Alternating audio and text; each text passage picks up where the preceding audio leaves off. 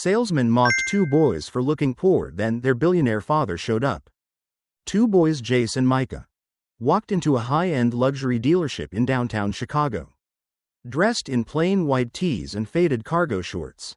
They weren't there to make a scene. They weren't there to cause trouble. They were just two curious teenagers, wide-eyed and filled with wonder, hoping to catch a glimpse of the car they'd been dreaming about for months. As they stepped inside, sunlight bounced off polished chrome and showroom glass, casting reflections on their awestruck faces. But the magic of the moment didn't last long. A sharply dressed salesman spotted them, narrowed his eyes, and smirked, with a voice loud enough for customers nearby to hear. He said, "You boys lost or just looking for the toy aisle?" The jab landed hard. Laughter rippled from a couple seated at a nearby desk. One of the boys muttered, "We just wanted to see the Koenigsegg," pointing toward the sleek, midnight blue hypercar near the center display. But the salesman wasn't done. "That car starts at $2 million, he said slowly, each word dipped in sarcasm. "I doubt you're even in the right zip code." With flushed cheeks and lowered heads, Jace and Micah turned to leave, the glass doors shutting behind them like a final insult. They said nothing as they walked back to their bikes, but something unspoken hung between them, a mix of shame, disbelief, and the quiet ache of being judged too quickly.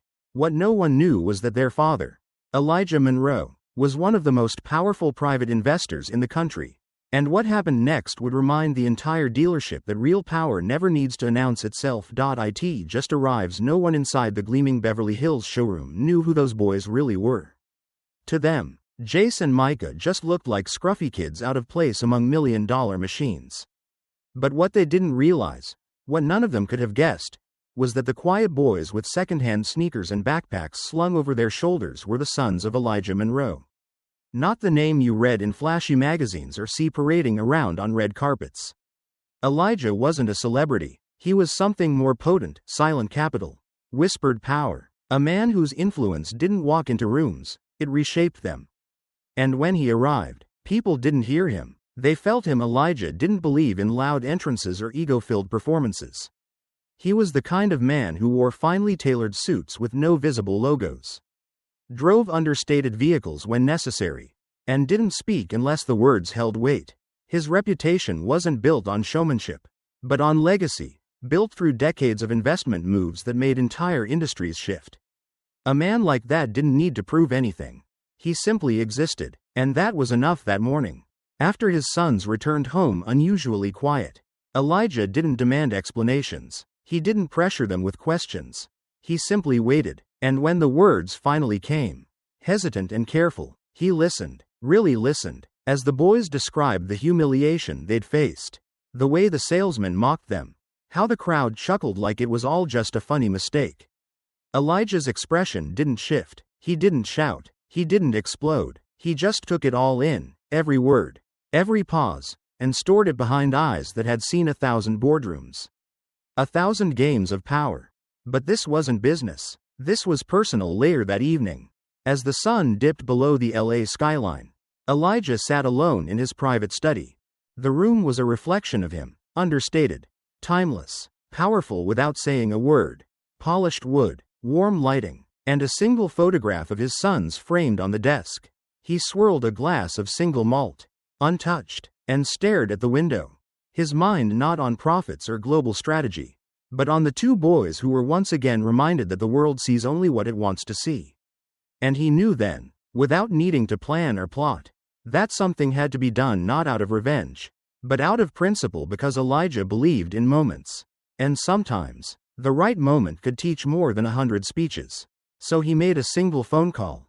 No yelling, no threats, just a calm request for precise timing and flawless delivery. Because tomorrow wouldn't just be another day, it would be a statement. And while the staff at the dealership clocked out that evening, completely unaware, and the arrogant salesman probably went home laughing over wine about those kids who thought they could afford a hypercar, Elijah was setting a lesson into motion, one that wouldn't need to be shouted, one that would arrive like thunder in clear skies the next morning. The sun barely crested the hills when two Rolls-Royce Boat Tails pulled up in front of the showroom like ships gliding on pavement. One jet black, the other deep ocean blue with copper accents that shimmered like sunrise on water. Heads turned, conversations stopped, and the energy in the room changed the moment the doors opened. First, Jace and Micah stepped out, wearing the exact same clothes as the day before. Still no designer brands, still those same sneakers, but this time, they didn't walk with hesitation. They walked with calm, with certainty. And then came Elijah. He didn't need music. He didn't need an introduction.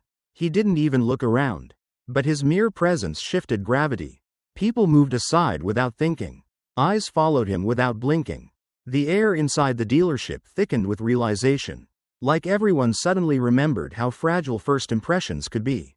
The same employees who chuckled now straightened their posture. The same customers who ignored the boys now whispered in awe. And the salesman from the day before? He froze mid-laugh, realizing too late that the punchline had become a turning point. Elijah didn't make a scene. He walked in like he owned the air. He adjusted his cufflinks, not for flair, but because precision was his habit. And with a voice calm as ocean tide, he asked to speak with the person who helped his sons the day before. And when the smug salesman tried to claim credit, Elijah didn't argue. He didn't even raise his voice. He just said, "No, it wasn't you." That moment, that tone, it said everything. Because Elijah Monroe didn't come to shame people. He came to reveal them. And while the staff scrambled to verify security footage, and whispers echoed across glass and chrome, Elijah waited, still, silent, present. And when the footage confirmed it was a woman named Lena Grant, the only employee who treated his sons with respect, Elijah did something no one expected. He didn't just recognize her kindness. He rewarded it. On the same counter where his sons had been humiliated, he signed a $3 million purchase order. Fully loaded. Commission to Lena. No discounts. No negotiations. Just purpose. And as he handed the keys to his sons, he said just 6 words. Spoken low but unforgettable. Happy birthday.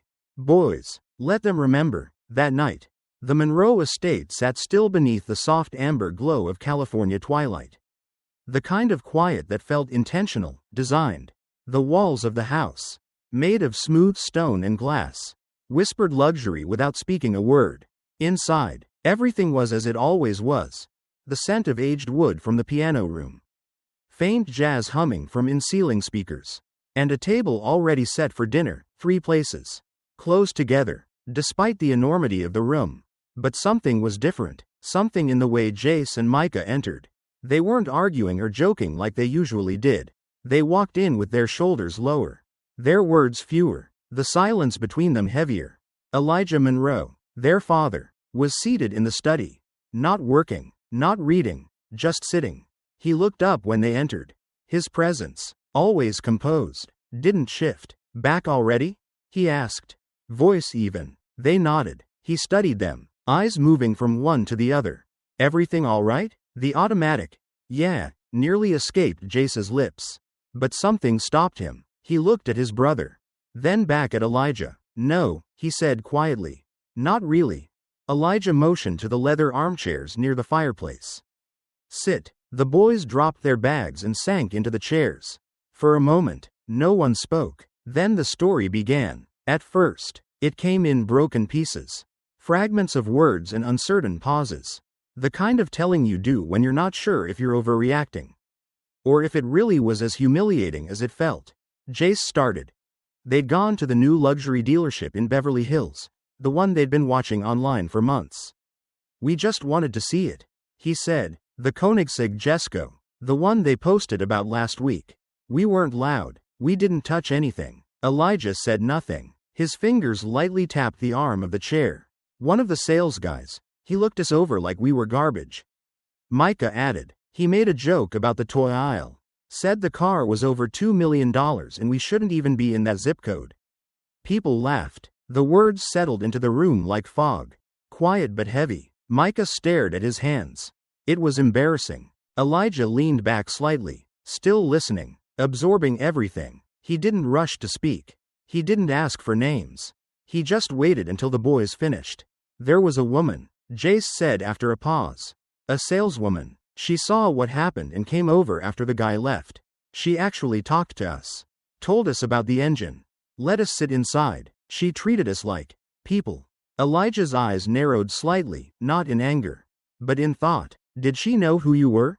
He asked. No, Jace replied. We didn't say our last name. Elijah nodded once, slowly. Smart. Then, after a long silence, Micah asked something that didn't come from anger, but from confusion. Why do people treat you different just because of what you wear? The question was raw, honest, and it cut deeper than the story that came before it. Elijah turned his head, looked out the window, and spoke without turning back. Because people confuse appearance with value, he said, and that says more about them than it ever does about you. The room held still after that. The weight of the truth, unspoken for so long, now sat between them. Undeniable dinner that evening was quiet. The usual rhythm of conversation had been replaced by reflection. The chandelier above glowed softly, casting long shadows across the polished mahogany table. The brothers picked at their meals. Elijah ate slowly, methodically, his mind clearly elsewhere. Finally, Jace asked, "You're not mad?" Elijah didn't look up. At whom? The salesman. The people who laughed. Elijah set down his fork. Then finally met their gaze. I don't waste energy on people who show me who they are. I pay attention, and I act when it matters. Upstairs. Later that night, the boys passed each other in the hallway. Do you think he'll do something? Micah asked. Jace smiled faintly. You don't know Dad by now? Neither of them knew the details. But they didn't need to. Because in the study, with the door shut and the jazz now silenced, Elijah made a call. Just one. His voice was calm, as always. I need both cars delivered by 8 a.m. tomorrow. No delays. A pause. No, not the usual location. I want them parked directly outside the Beverly Hills dealership. And I want the timing precise. Not a second late. Another pause. Then, more quietly. It's time they remember, not everyone who looks ordinary is. That night, Elijah didn't go to bed early. He remained in the study. Thoughtful, quiet, not fueled by vengeance, but by clarity. Because some lessons aren't taught with speeches. Some are taught with silence, with timing, with presence. And when people judge too quickly, they often forget that not every man in sneakers is lost, and not every man in a suit is powerful. But when those roles reverse, it's unforgettable as dawn broke over the hills, light spilling onto the driveway like liquid gold. The two Rolls-Royce Boat Tails glided into place. The house remained silent, still holding the weight of what was to come. Elijah didn't need to prepare a speech. He didn't need to warn his sons. Because everything they needed to understand had already been said. It was no longer about proving a point. It was about restoring something far more important than pride. It was about restoring their dignity. And as the final pieces fell into place, Elijah simply sat by the window, watching the horizon with steady eyes, knowing that sometimes the most powerful moves aren't loud. They're deliberate, precise, and deeply personal. The next morning, the sky over Beverly Hills was brushed in soft gold. The streets still quiet as the world slowly stirred awake. At exactly 8 a.m., the silence outside the luxury car dealership was broken, not by noise, but by presence. Two Rolls-Royce Boat Tails, one obsidian black and the other a deep navy blue with bronze accents, rolled into view like royalty arriving unannounced. They didn't just drive, they glided. The pavement beneath them almost bowing in deference. Sunlight danced across their curves, highlighting every gleam of polished chrome and handcrafted design. Inside the dealership, no one noticed at first. The staff were busy setting up, wiping displays, preparing the showroom for another day of high-end transactions and surface-level charm. But then someone looked up. Then another, and another. Conversations halted mid-sentence. Coffee cups froze in midair. A receptionist dropped her pen. Outside, the two rear passenger doors opened in perfect unison. First came Jace and Micah, dressed in the exact same clothes as the day before: white tees, cargo shorts, scuffed sneakers. But this time, there was no hesitation in their steps, no uncertainty in their gaze. They walked with calm, with clarity, and without apology. Then the man stepped out. Elijah Monroe. No flashy watch, no entourage, just a sharply tailored dark gray suit that spoke volumes without a word. His expression was unreadable, his pace unhurried, as he adjusted his cufflinks. The showroom seemed to hold its breath. Inside, one particular salesman, Griffin, was already mid-laugh. retelling yesterday's story about those scruffy kids who thought they could afford a Jesco. But the laughter died in his throat as he looked up and saw them. His face paled. Recognition hit him like cold water. The boys. And behind them the man. Elijah's eyes scanned the room. Never rushing. Never searching. He didn't walk in. He arrived. The moment his foot crossed the threshold, the energy inside the dealership shifted. Employees straightened. Customers whispered. The entire space realigned itself around his presence. Instinctively aware that something important was about to happen, Elijah moved toward the front desk. His sons a step behind. He didn't raise his voice. He didn't need to. "I'd like to speak to the staff member who assisted my sons yesterday," he said calmly. The receptionist blinked. "Yes, sir." "One moment." Griffin immediately stepped forward. A nervous smile stretched across his face. "Sir, that was actually me," he said, trying to reclaim ground. Elijah's gaze met his. Cold and steady. "No," he replied. Flat and final. "It wasn't." Griffin faltered, mouth opening, but no words came out. Elijah turned to the dealership manager, a man who had been watching from behind a glass office wall, clearly aware of the tension unraveling. "Your security system archives footage, correct?" Elijah asked. The manager swallowed hard. "Yes, sir. Everything is recorded." "Then I suggest," Elijah continued, voice still low but cutting, "you review yesterday's interactions before we continue this conversation." The manager didn't argue. He vanished into his office. The room fell into silence. But not the kind born of peace. This was the silence of reckoning. Minutes passed. The staff exchanged uncertain glances. Some tried to avoid eye contact. Others subtly recorded on their phones. But no one dared speak. Jace and Micah stood still, taller than they had the day before. Not because they had changed, but because the world was finally seeing them differently. Then the manager returned. His face was pale. He avoided looking at Griffin as he spoke. "We've reviewed the footage, sir. The staff member who assisted your sons was Lena Grant." Elijah nodded once. "And this man?" he asked, gesturing toward Griffin. The manager cleared his throat. He misrepresented the interaction. His behavior was unprofessional and inappropriate. Elijah took a step forward, now directly in front of Griffin. "You judged my sons the moment they walked in," he said, voice quiet but unwavering, "not based on who they were, but on what they wore. You mocked them, laughed at them. You assumed they didn't belong." Elijah paused, then added, "The irony is, you don't belong here." Griffin stood frozen, breath shallow. The manager stepped in, effective immediately. "You're terminated." A collective gasp rippled across the showroom. Griffin didn't argue, didn't beg. He simply lowered his head, gathered his things, and walked out, past the very boys he had dismissed just 24 hours earlier. Elijah turned back to the manager. "Bring me Lena." Moments later, Lena emerged from the side office, cautious but composed. When she saw the boys, recognition flashed across her face, followed by concern. "Is everything all right?" she asked gently. Elijah gave her the first hint of a smile that morning. "More than all right," he said. "You treated my sons with dignity when no one else did. You saw them, not their shoes, not their shirts. Them." She blushed slightly. "They were respectful, curious. It was my pleasure." Elijah nodded. "They told me they loved that Jesco." The room went still again. "I'd like to purchase it. Fully loaded. Every spec they asked about. Add it all." Lena blinked. "Sir, that car is over $3 million. Elijah reached into his jacket, pulling out a sleek pen. "Then make it 3.1, he said, placing it on the counter. "And make sure the full commission goes to you." He signed the paperwork on the exact same countertop where his sons had once been humiliated. No boasting, no lectures, just a quiet reversal of every assumption made the day before.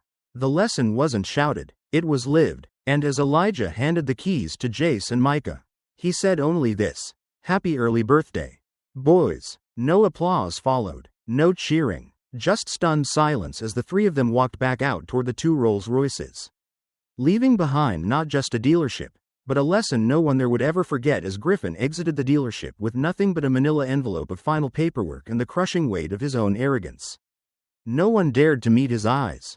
The showroom, which just moments before had been filled with whispers and sideways glances, had fallen completely silent. Every employee, every customer, even the janitor, now stood still in a moment of collective reflection. The same people who had chuckled under their breath at the sight of two boys in basic white tees now watched as those boys stood taller than the glass walls around them, flanked by the quiet authority of a father who had said very little but made everything crystal clear.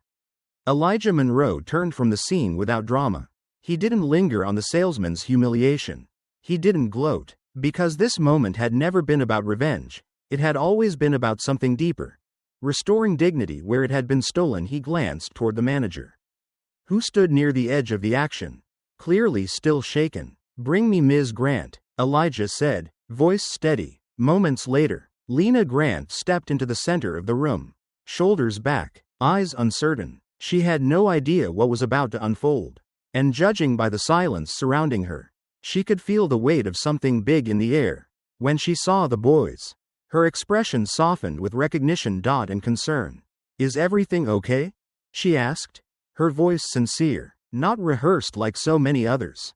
Elijah offered her the first true smile of the day. "Everything is exactly as it should be," he said. "You were the only one who saw them. Not the clothes, not the sneakers, them. You treated my sons like people when no one else did. You didn't try to sell them something. You shared something with them. That matters to me." Lena blinked, unsure how to respond. "They were respectful, thoughtful. It was easy to help them." Elijah nodded. "They told me they loved the Jesco, that they couldn't stop thinking about it." A hush swept over the room again. Eyes widened, mouths parted slightly in disbelief. Elijah didn't blink. "I'd like to purchase it. Fully loaded. Every spec they mentioned. Every custom detail." Lena hesitated. "That car. It's over $3 million. Elijah reached into the inner pocket of his suit and pulled out a sleek black pen. "The kind you don't find in supply closets. Then make it .1, he said as he uncapped it. "And I want the full commission. Every dollar of it, to go to you." He placed the pen on the same counter where, just yesterday, his sons had stood invisible. Then he signed. The sound of that signature being written might as well have been a thunderclap. It echoed across the tile floors, across every judgmental thought and careless laugh from the day before. Lena stood frozen, still processing the moment. As the weight of what just happened settled in, Elijah turned to her again. "You didn't know who they were. And you still chose to be kind. That's rare, and it deserves to be rewarded." The manager stepped forward, holding a sealed envelope. "Mr. Monroe," he said, voice level, "before you arrived, we received word from corporate. Based on your recommendation and the internal review, Ms. Grant has been promoted. Effective immediately. She'll be our new senior sales consultant. She'll lead her own team." Lena's eyes widened, lips parting in stunned silence. She didn't cry. She didn't jump with excitement. She simply stood there, straight-backed and proud, the kind of poise that can't be taught, only earned. All around her, coworkers who had questioned her instincts the day before now looked at her with quiet awe. The man who had rolled his eyes as she knelt beside the boys yesterday now shifted uncomfortably on his feet. Even the receptionist, who had offered nothing but a dismissive shrug when they walked in, now nodded slowly, with a kind of subtle respect that wasn't there before. "And Lena?" She said nothing. She didn't need to. Every step she took as she walked toward her new office spoke for her. It wasn't just a promotion, it was a message. That kindness is not weakness. That how you treat people when you think no one's watching says everything about you. As the transaction was finalized, the showroom had changed, not in design, but in atmosphere. Where there had once been polished arrogance, now there was reflection. A customer approached Lena directly, asking for her assistance. A junior staffer sat up straighter, scribbling notes with renewed focus. Someone in the back quietly removed the nameplate from the desk Griffin had once occupied. And as Elijah turned to leave with his sons, handing them the sleek metal keys to the $3 million hypercar they had once only dreamed of, he said nothing more. He didn't need to. The lesson had already been written in ink, in actions, and in memory. It would linger long after the car was gone, long after the echo of tires rolling over smooth pavement disappeared. Because this was never just about the car. It was about what happens when people confuse simplicity for insignificance. And what happens when someone dares to correct that mistake with grace. The sleek hypercar pulled away from the dealership lot with a low, purring growl, its engine barely louder than a whisper of wind through trees. Behind the wheel, Elijah Monroe sat composed, his hands steady, eyes calm, as if the car moved not because of horsepower. But because he allowed it. In the back seats, Jace and Micah sat quietly, each holding the keys not just to a machine, but to a moment they would never forget. There were no cheers, no celebration, no triumphant music, just silence, thick and meaningful, as they left behind the glass palace that had once turned them away. Inside the showroom, no one spoke. The employees who had once chuckled now stood frozen, the weight of their assumptions crashing down like glass in slow motion. Some still held phones in their hands, recording what had become more than just a transaction. The manager watched from his office, jaw clenched, arms folded, not in defiance, but in regret. And Lena, now the newly appointed senior sales consultant, stood by the front desk, her shoulders square, her expression steady. Not smug, not proud, just resolute. People didn't remember the specs of the car. They remembered the stillness, the realization, the quiet reversal of everything they thought they knew. It wasn't about money. It was about meaning. About how two boys, dismissed for how they looked, had returned not to prove a point with noise, but to remind everyone that dignity walks quietly. That power, when real, doesn't need to shout. As the Rolls-Royce disappeared around the corner, the light reflecting off its paint like molten metal, no one inside moved. They simply watched, held by the gravity of what had just happened. And in the echo of silence, the lesson remained. Kindness is never wasted. And real power knows exactly when to speak, and when to let presence say it all.